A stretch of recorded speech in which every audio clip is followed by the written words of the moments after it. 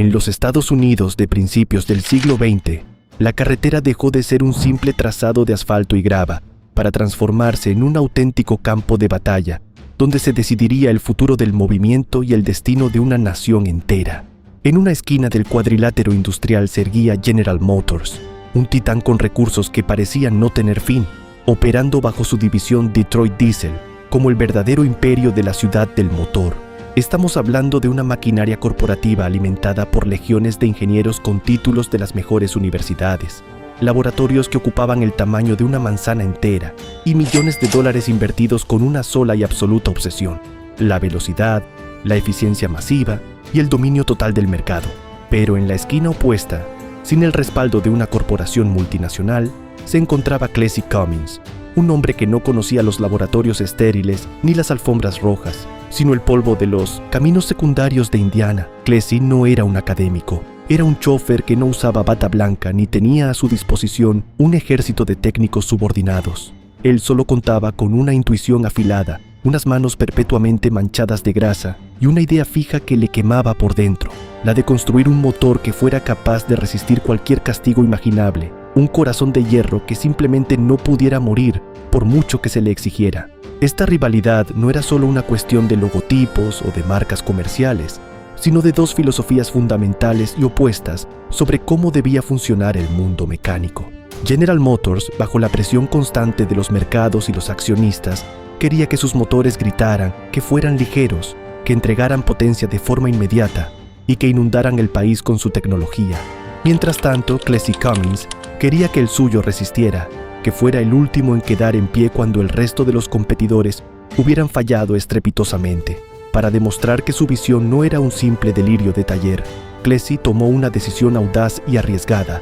En el año 1931, llevó un motor diésel, derivado directamente de un diseño rústico para tractores agrícolas, a la carrera más prestigiosa, glamurosa y exigente de toda la nación norteamericana, las 500 millas de Indianápolis. En aquel entonces, el diésel era visto por el gran público y por los expertos como algo tosco, lento y humeante, totalmente incapaz de competir con la sofisticación técnica de la gasolina. Sin embargo, mientras los relucientes autos de carreras entraban y salían de los boxes con sus radiadores hirviendo, sus motores fundidos y sus depósitos vacíos, el coche número 8 de Clessie, pesado y con un ciclo de 4 tiempos que sonaba más a maquinaria pesada de campo que a bólido de carreras, seguía girando vuelta tras vuelta con una regularidad asombrosa. Al final de la jornada maratoniana, su vehículo completó las 500 millas sin realizar una sola parada técnica, algo absolutamente inaudito en la historia de la competición mundial. Lo hizo consumiendo apenas $1.40 en aceite combustible. No ganó la carrera en velocidad pura, terminó en la posición número 13, pero su victoria fue moral y tecnológica. Terminó la prueba con una entereza física impresionante mientras otros coches, mucho más rápidos, habían quedado fuera de combate por fallos mecánicos catastróficos. Ese fue, sin lugar a dudas, el primer disparo de las llamadas guerras del caballaje, el inicio del enfrentamiento épico entre el grito de Detroit y el gruñido de Indiana. Esta rivalidad cruzaría los océanos, desembarcaría en las playas ensangrentadas de Normandía y dividiría para siempre el mundo del transporte de carga pesada. Pero para entender la magnitud de esta pelea de gigantes, debemos retroceder hasta el año 1919, una época en la que el motor diésel no era algo que se pudiera instalar fácilmente dentro de un vehículo móvil. Era básicamente una estructura fija, bloques gigantescos de hierro fundido, anclados al suelo de las fábricas para mover generadores eléctricos o impulsar enormes barcos transatlánticos en alta mar. Nadie en su sano juicio pensaba en poner esos monstruos sobre ruedas para recorrer las nacientes autopistas a toda velocidad. Mientras General Motors se convertía en una fuerza industrial colosal con recursos financieros ilimitados, Clessie Cummins trabajaba como chofer personal para la influyente familia Irwin en Columbus, Indiana. Fue William Key Irwin quien, al ver el talento bruto, la curiosidad insaciable y la determinación inquebrantable de su conductor, decidió apostar $50,000, una auténtica fortuna para la época, en los sueños mecánicos de Clessie. Clessie aprendía de la forma más dura, diseñando, construyendo y rompiendo piezas, hasta entender exactamente por qué habían fallado bajo estrés, convencido de que el ciclo diésel podía hacerse compacto, móvil y extremadamente eficiente. La mayoría de los ingenieros teóricos de la época lo consideraban una fantasía impracticable, pero él entendía algo esencial que los demás ignoraban. Para superar al motor de gasolina en el transporte de larga distancia,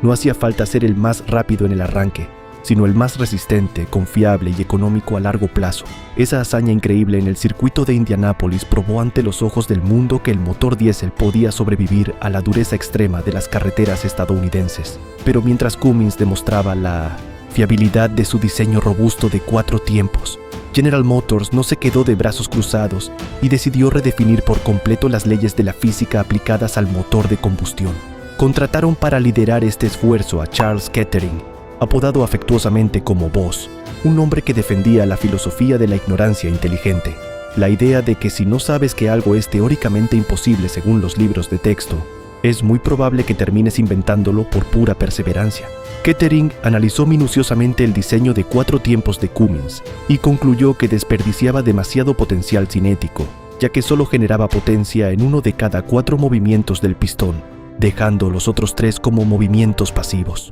Él quería potencia en cada revolución, una entrega de energía constante y furiosa, y así fue como nació el legendario motor diésel de 2 tiempos de Detroit. General Motors invirtió millones de dólares en este concepto revolucionario, aplicándolo primero a locomotoras ferroviarias masivas y luego, gracias a su inmensa capacidad de producción en serie, a aplicaciones mucho más pequeñas y versátiles. El resultado fue el legendario Serie 71, un motor mucho más ligero que sus competidores, con una respuesta inmediata al pedal del acelerador y un sonido agudo, metálico y característico que acabaría definiendo la banda sonora de las autopistas americanas por las siguientes décadas. A finales de los años 30, las líneas de la batalla industrial estaban claramente trazadas y eran irreconciliables. Por un lado, el motor de 4 tiempos pesado, de sonido grave y pausado originario de Indiana. Por el otro lado, el motor de 2 tiempos ligero, estridente y de altas revoluciones nacido en Detroit. La Segunda Guerra Mundial se encargó de poner a prueba ambas filosofías en el escenario más brutal, caótico y despiadado imaginable para cualquier pieza de ingeniería. El ejército de los Estados Unidos necesitaba potencia masiva en un tiempo récord y no le importaban las patentes, las rivalidades comerciales ni los costes de producción. Los motores Detroit 671 fueron instalados por millares en las lanchas de desembarco que llevaron a los jóvenes soldados a las playas de Normandía durante el día D. En aquel día histórico que cambió el rumbo de la humanidad, el sonido que retumbaba contra la arena y el acero de las defensas enemigas era el grito desgarrador del motor de 2 tiempos, proporcionando la aceleración inmediata y violenta necesaria para enfrentarse a las olas traicioneras, las corrientes marinas y el fuego cruzado. Eran motores ruidosos, vibrantes y rápidos, herramientas perfectas para el asalto frontal. Mientras tanto, los motores Cummins cumplían una misión menos glamurosa, pero igualmente crítica para la victoria. Alimentaban los generadores pesados que daban electricidad vital a los radares de vigilancia, los hospitales de campaña y los centros de comunicaciones estratégicas en condiciones ambientales extremas, desde el frío gélido del Ártico hasta el calor sofocante y húmedo del trópico, funcionando día y noche sin fallar jamás. La guerra demostró con sangre y acero que ambas filosofías tenían un propósito vital: la velocidad explosiva para el asalto y la resistencia absoluta para la permanencia logística. Tras el año 1945, con el regreso definitivo de la paz y el inicio de la prosperidad económica, Estados Unidos inició una expansión sin precedentes de su red nacional de autopistas bajo el mandato del presidente Eisenhower, y la economía empezó a exigir rapidez extrema y un volumen de carga cada vez mayor para abastecer a las ciudades en crecimiento. Fue aquí donde el apodo del Screaming Jimmy, el nombre cariñoso y a la vez temido del Detroit Serie 71, empezó a dominar el paisaje visual y auditivo del país. Su aullido característico, amplificado por el soplador mecánico tipo Roots, que forzaba el aire dentro de los cilindros, era la señal inequívoca para los habitantes de los pueblos de que la mercancía necesaria estaba en camino. Era un motor ágil, extremadamente ligero para su potencia y relativamente fácil de reparar en cualquier lugar gracias a su diseño modular de piezas intercambiables, lo que simplificaba enormemente el mantenimiento preventivo de las grandes flotas de transporte nacional. Sin embargo, este motor tan eficiente escondía un talón de Aquiles que aterrorizaba incluso a los conductores más experimentados: el fenómeno del runaway o motor desbocado. Si los sellos del soplador fallaban por desgaste o defecto, el motor podía empezar a aspirar su propio aceite lubricante como si fuera combustible diésel.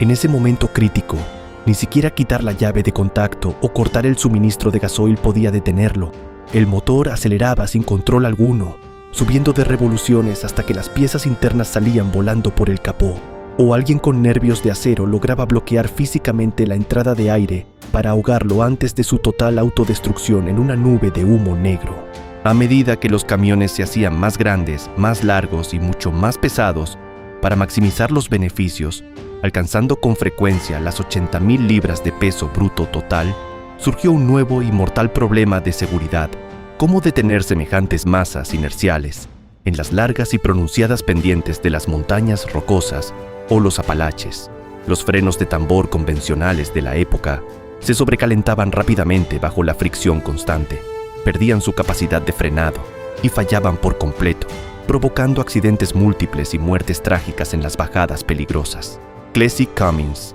que ya se había retirado oficialmente de la dirección diaria de su empresa, no podía dejar de inventar y observar la realidad de los conductores. En su retiro, diseñó el revolucionario freno de liberación por compresión. Su idea maestra consistía en abrir las válvulas de escape justo en la cima del ciclo de compresión del pistón, convirtiendo de manera efectiva al motor en un gigantesco compresor de aire que absorbía la energía cinética del vehículo en lugar de generarla. Aunque su propia junta directiva en la empresa Cummins rechazó inicialmente la idea por considerarla innecesaria, Clessie no se rindió y acudió a la compañía Jacobs, un reconocido fabricante de portabrocas. Así nació el famoso Jake Brake, un componente que se volvió absolutamente esencial para la seguridad en los descensos de montaña y que cambió para siempre la forma de conducir un camión pesado, permitiendo a los chóferes bajar pendientes pronunciadas con total control sin quemar sus frenos de servicio. En la década de los años 60, las cargas en las carreteras siguieron aumentando de forma exponencial y las leyes de la termodinámica empezaron a favorecer claramente al ciclo de 4 tiempos para los trabajos de transporte más pesados y de larga distancia constante. Cummins perfeccionó su modelo NTC 855 y, tras la crisis mundial del petróleo del año 1973, que puso en jaque a la economía global, presentó el innovador y eficiente Big Cam. Al aumentar significativamente el diámetro del árbol de levas y optimizar el sistema de inyección mecánica, lograron una mejor atomización del combustible, una combustión interna mucho más limpia y una menor temperatura general de operación. Era un bloque largo, increíblemente pesado y robusto, diseñado específicamente para mantener las revoluciones por minuto constantes durante días enteros de viaje ininterrumpido a través de todo el continente americano. Cummins intentó entrar con fuerza en el segmento de los motores configurados en B con el modelo B555, conocido popularmente entre los mecánicos como el triple níquel, pero fue un fracaso rotundo y doloroso para la marca debido a su falta de par motor en bajas revoluciones y constantes problemas de fiabilidad en las culatas. Sin embargo, los rincones más inhóspitos y salvajes del planeta, como el Outback de Australia, los legendarios trenes de carretera, sometían a los motores a un calor extremo y a nubes constantes de polvo abrasivo. Fue allí donde el Cummins KTA-19, un enorme motor de 6 cilindros en línea con 19 litros de cilindrada total, consolidó su reputación legendaria como el rey absoluto de la fuerza bruta, capaz de soportar cargas máximas durante cientos de miles de millas en el desierto sin rechistar lo más mínimo. Hacia finales de los años 70, la reputación de Detroit Diesel, que antes parecía intocable, empezó a tambalearse de manera preocupante. Muchas flotas de transporte abandonaron la marca cansadas de las constantes fugas de aceite que manchaban los suelos de los talleres y los problemas térmicos crónicos que afectaban a los motores de 2 tiempos cuando se les exigía demasiado en climas cálidos. La serie Silver 92 fue el intento desesperado de la compañía por corregir estos fallos de diseño, abordando especialmente un problema técnico conocido como el block fretting, que provocaba microvibraciones destructivas que hacían que el refrigerante se mezclara con el aceite lubricante,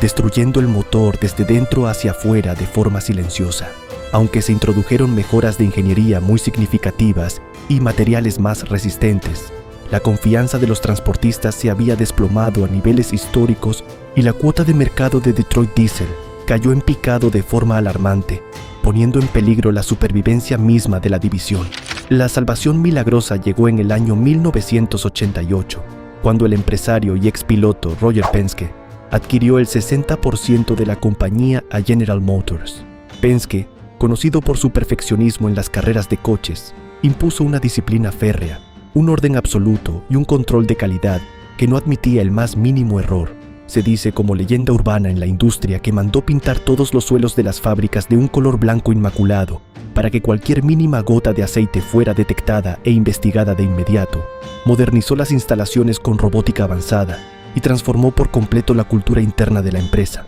pasando de una burocracia lenta a una organización ágil orientada al cliente. Bajo su mando visionario, la cuota de mercado subió de un escaso 3% a un impresionante 33% en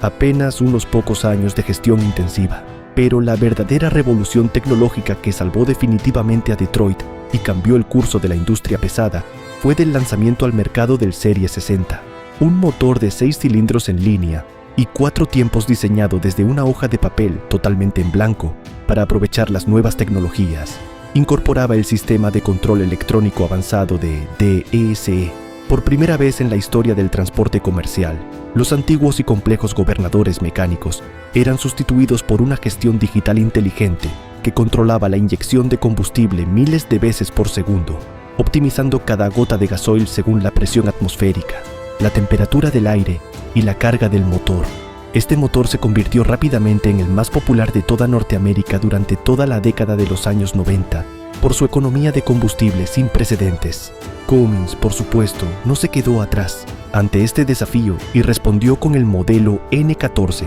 una evolución magistral y modernizada del antiguo 855 equipada con los sofisticados sistemas electrónicos Select. Fue el inicio real de lo que muchos veteranos de la carretera consideran hoy en día como la era dorada del transporte pesado, el matrimonio perfecto entre la robustez mecánica tradicional de hierro fundido y la precisión matemática de la era digital naciente. Eran motores capaces de recorrer fácilmente 1.000.000 de millas antes de necesitar siquiera una reparación mayor en el taller, y cuya potencia y par motor podían ajustarse a las necesidades específicas de cada ruta, simplemente conectando una computadora portátil y realizando una recalibración rápida del software de gestión. Es aquí donde debemos mencionar obligatoriamente a un tercer protagonista fundamental, que aunque a menudo queda injustamente en la sombra de los dos grandes gigantes mencionados, dio un golpe de timón definitivo en la historia de la industria del transporte, la marca Mack. Mientras Cummins y Detroit se despedazaban en los despachos y en los laboratorios por ganar cada caballo de fuerza adicional, Mack introdujo en el año 1966 el revolucionario motor Maxidyne. Hasta ese momento histórico, los camiones pesados dependían de transmisiones extremadamente complejas y difíciles de operar para poder mantener al motor en su muy estrecha banda de potencia utilizable. Estas configuraciones eran conocidas como de doble palanca o twin stick y requerían una habilidad física y una coordinación coreográfica casi de bailarín por parte del conductor para manejar con éxito 10, 13 o 15 velocidades diferentes, moviendo ambas manos simultáneamente mientras se controlaba el volante con los codos o las rodillas en plena subida. El motor Maxidyne cambió radicalmente las reglas del juego de la conducción al ofrecer una curva de potencia plana y, lo más importante, un par motor que aumentaba de forma espectacular a medida que las revoluciones del motor caían bajo carga. Esto permitió algo que en 1966 parecía una fantasía imposible: un camión de gran tonelaje que podía operar de manera eficiente y rápida con una transmisión de solo 5 velocidades sencillas. El Maxidyne fue el motor que, literalmente, mató al sistema de Twin Stick, simplificando drásticamente la vida diaria del conductor, reduciendo la fatiga física y demostrando al mundo que, a veces, la verdadera innovación no reside en tener más marchas o más piezas, sino en diseñar un motor mucho más inteligente y elástico. Al final de este largo camino de innovación y esfuerzo humano, la pregunta para cualquier amante de la mecánica y de los grandes fierros sigue siendo inevitable y personal. ¿De qué lado de la historia estás tú?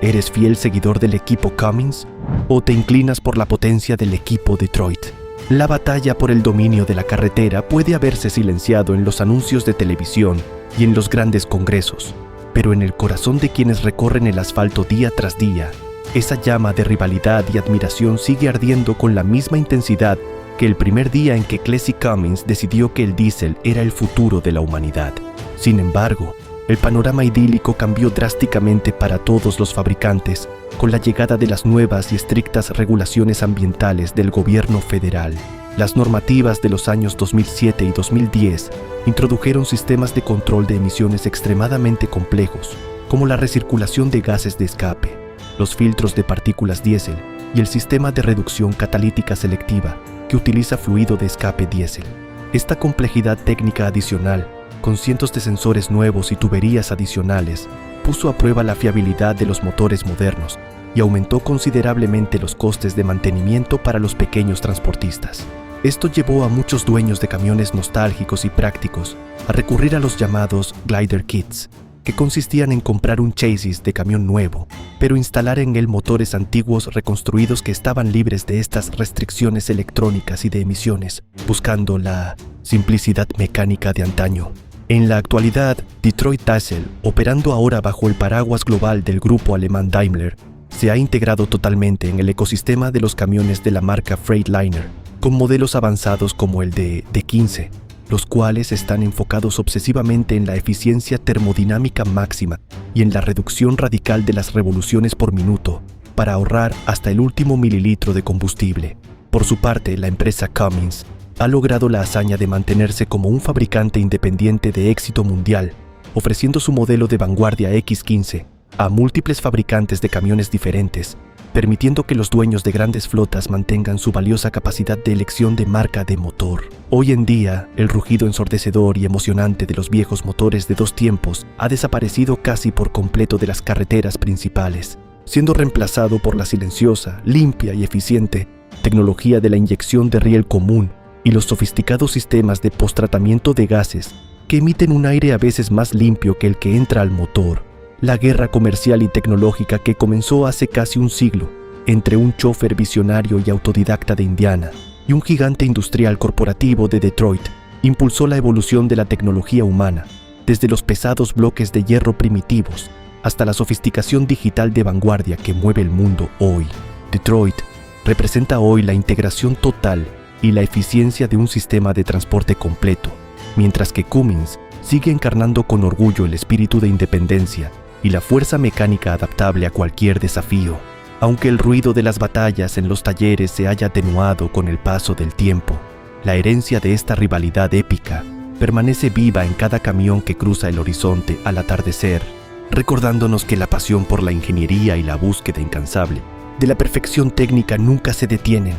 Para comprender el impacto profundo de estos motores en la cultura popular, debemos considerar también cómo se convirtieron en símbolos de libertad y poder. Durante las décadas de los años 50 y 60, el camionero americano se transformó en el nuevo vaquero del asfalto, un héroe solitario que dependía exclusivamente de su máquina para sobrevivir y prosperar. La elección del motor no era solo una decisión financiera, sino una declaración de identidad. Aquellos que elegían Detroit Diesel eran a menudo conductores que valoraban la velocidad de respuesta, el sonido que imponía respeto en las paradas de camiones y la facilidad de encontrar repuestos en cualquier rincón del país. Por el contrario, los hombres de Cummins eran vistos como los pragmáticos de la carretera, individuos que preferían la fuerza bruta del par motor en las subidas y la seguridad de que su motor de 4 tiempos no los abandonaría en medio de una ventisca en las llanuras de Nebraska. Esta identidad de marca llegó a tal punto que se crearon clubes de fans informales y se tejieron leyendas sobre motores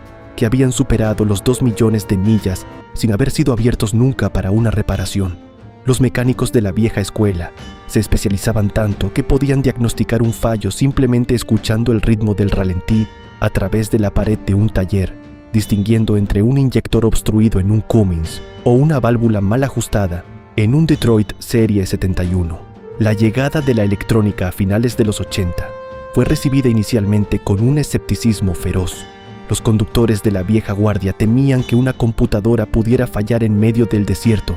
dejándolos varados sin posibilidad de realizar una reparación de emergencia con un simple juego de llaves inglesas y un destornillador. Sin embargo, cuando los dueños de las flotas empezaron a ver los informes de consumo de combustible, la resistencia empezó a desvanecerse. El sistema de DEC de Detroit Diesel permitía a los gestores de flotas limitar la velocidad máxima de los camiones y monitorear el comportamiento del conductor, algo que hasta entonces era imposible de controlar. Esto profesionalizó la industria de una manera nunca antes vista, convirtiendo al camión en una unidad de negocio móvil de alta precisión.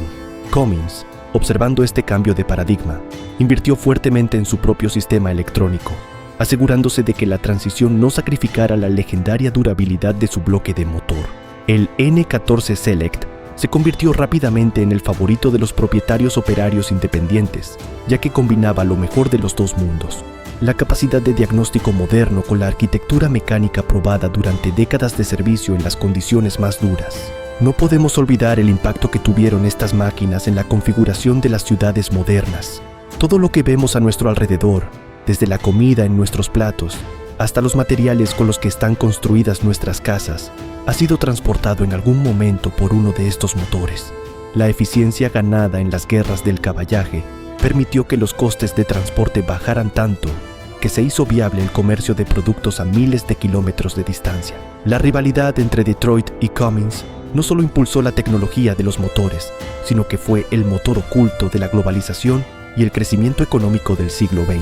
Cada vez que escuchamos el freno de motor de un camión descendiendo por una ladera, estamos escuchando el eco de la genialidad de Clessie Cummins. Cada vez que vemos un camión de carga moderno acelerar sin esfuerzo al entrar en una autopista, estamos presenciando el legado de la ingeniería de precisión de Detroit. Diesel. Y cada vez que un conductor cambia de marcha de forma sencilla con una transmisión moderna, debe agradecer al espíritu innovador de Mack y su Maxidyne. La historia de estos motores es, en esencia, la historia del ingenio humano aplicado a la superación de los límites físicos. Una epopeya de hierro, aceite y determinación que continúa escribiéndose en cada kilómetro de carretera alrededor del mundo.